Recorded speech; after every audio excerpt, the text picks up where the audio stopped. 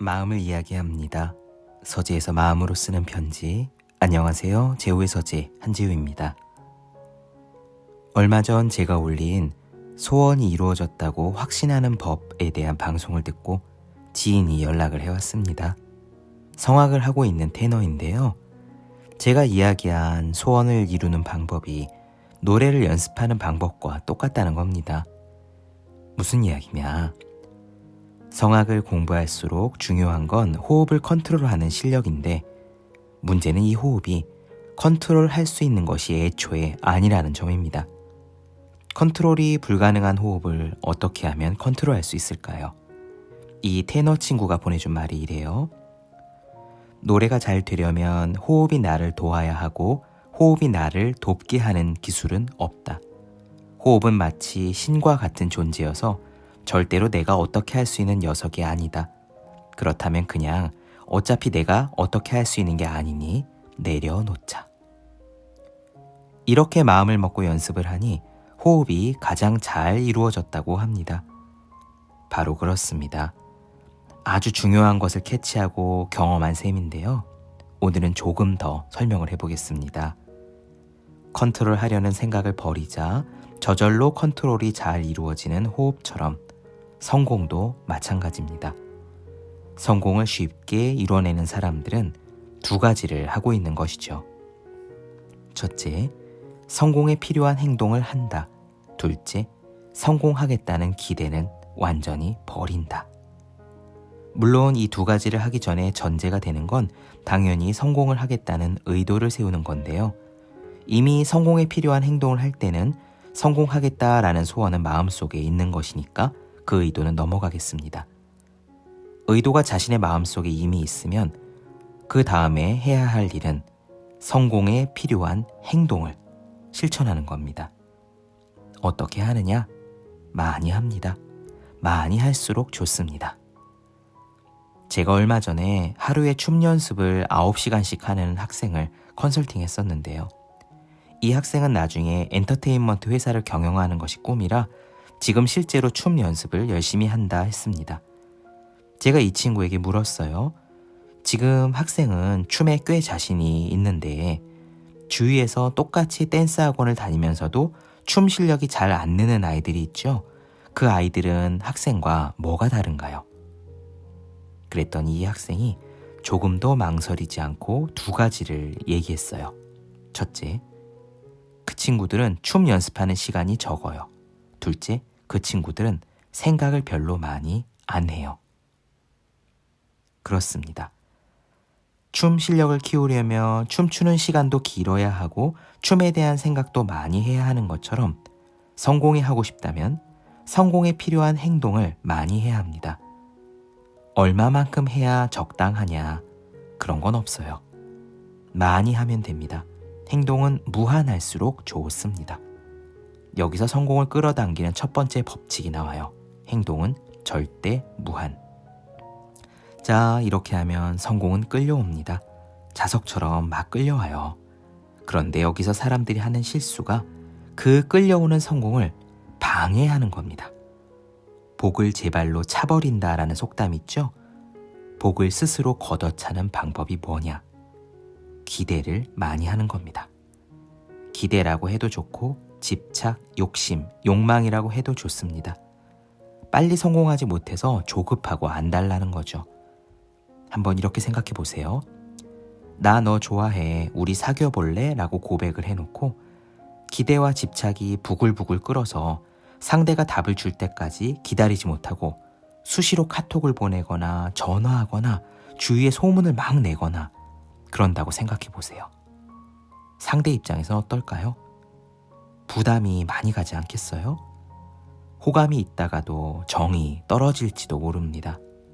바로 그렇습니다. 그 정이 떨어지는 상대처럼 이 우주도요. 집착하고 기대하는 사람에게는 주려던 복도 가져가 버립니다. 여기서 나오는 성공을 끌어당기는 법칙 두 번째. 기대는 완전 제로. 기대하는 마음이 들 때마다 애써 일부러 비워야 합니다. 기대하려는 생각을 내려놓아야 합니다. 기대하려는 생각이 들 때마다 그것들을 버린다라고 생각해야 합니다. 그러면 어느 정도 되어야 기대를 완전히 내려놓았다고 할 수 있느냐? 기준점이 있어요. 의도한 바가 이루어져도 좋고 이루어지지 않아도 좋다라는 정도가 되면 됩니다. 만약 누군가에게 고백을 했다 쳐보죠. 상대가 승낙을 하면 사귀어서 좋고 상대가 거절을 하면 나는 자유롭게 또 다른 사람을 만날 수 있어서 좋다라고 생각하는 경지에 이르러야 합니다. 만약 물건을 판매하는 영업사원이라면 상대가 물건을 사주면 돈을 벌어서 좋고 상대가 거절을 하더라도 나는 영업 연습을 했으니까 좋다 라는 식으로 생각하는 거죠. 이래도 좋고 저래도 좋다. 바로 그런 마음의 상태가 될 때 우리는 더 이상 기대하거나 집착하지 않게 됩니다. 그리고 그런 텅 비고 가벼운 마음가짐으로 성공을 끌어당기는 첫 번째 법칙, 행동이죠. 이 행동을 무한히 계속하는 것이 우리의 할 일입니다. 그런데 대부분의 사람들은 어떤가요? 노력을 많이 하면 집착도 동시에 늘어나죠. 이렇게 애쓰는데 왜 빨리 성공이 오지 않지? 라고 조급해해요. 반대로 기대와 집착을 내려놓는 사람은 동시에 노력도 그만둡니다. 어차피 못할 건데 뭐라면서 포기하는 거예요. 무한한 행동과 완전 제로 상태의 기대. 이 두 가지를 동시에 할 수 있는 사람은 그리 많지 않습니다. 그것 자체가 꽤나 중요한 수행이고 마음 공부이기 때문입니다. 성공에 필요한 행동을 무한하게 하면 실력은 점점 늘어날 겁니다. 그리고 동시에 성공을 기대하거나 집착하지 않으면 매 순간 얼굴이 밝고 늘 명랑하겠죠. 좋은 기운이 따라올 수밖에 없습니다. 그러니 이 두 가지를 하는 사람은 마음에 괴로움이 없고 괴로움이 없으니까 항상 저절로 성공이 오는 것 같고 항상 쉽게 성공하는 것 같고 성공을 끌어당기는 것처럼 느껴질 수밖에 없지 않겠습니까? 전 세계 120개 나라에 명상센터를 세운 숭산 큰 스님은요, 전 세계를 돌며 언제나 두 가지를 강조했습니다. 오직 모를 뿐, 다만 할 뿐. 영어로는 go straight, only don't know 라고 하셨죠. 오직 모른다, 다만 행동한다. 이 두 가지가 바로 기대하지 않고 행동을 무한히 하는 것을 의미합니다. 숭산 스님 선의 나침반 가운데 한 부분 나누어 드리며 오늘 방송 마치겠습니다. 미국인 제자 한 사람이 나에게 이렇게 물었다. 큰 스님께서는 만물이 하나라고 하셨는데 왜 소승불교니 대승불교니 참선이니 하는 것을 구분하십니까? 나는 이렇게 대답했다. 나는 소승이니 대승이니 참선이니 하는 것을 가르치는 것이 아니다. 불교조차 가르치지 않는다. 오직 모를 뿐을 가르칠 뿐이다. 언제 어디서나 오직 모를 뿐이다. 그렇다면 우리는 무엇이든 할 수 있다. 참선 수행은 특별한 어떤 것이 아니다. 그것은 축복과 행복을 보장해주는 도깨비 방망이가 아니다. 물론 때때로 축복과 행복을 경험하는 것은 가능하다. 하지만 문제는 나는 누구인가 라는 내면 속 물음에 대한 답을 찾는 것이다.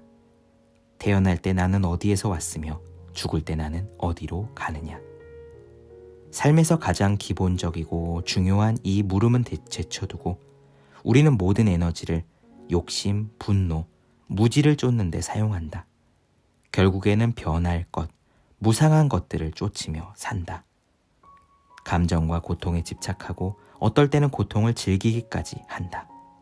인간은 영리한 동물이면서도 그들의 전 삶은 고통의 바다를 떠다닌다. 우리의 업을 지배하지 못하면 어떤 것도 할 수 없다. 몸이 사라지고 죽을 때 무엇을 할 수 있는가? 죽는 순간 당신의 업은 당신을 어딘가로 끌고 갈 것이다. 어디로 가는지 당신은 알지 못한다. 아마 10중 8구 다시 고통의 바다에 태어날 것이다. 모든 생각을 끊으면 참나, 진짜 나로 돌아갈 수 있다. 그것은 삶과 죽음의 영역을 넘어서는 것이다. 그러니 늘 항상 오직 모를 뿐으로 정진하라. 마음을 이야기합니다. 서재에서 마음으로 쓰는 편지. 오늘 방송은 성공을 끌어당기는 사람들의 2가지 공식을 이야기했습니다. 다음에 또 쓰도록 하죠. 오늘도 들어주셔서 고맙습니다. 2022년 2월 11일 제우의 서재 드림.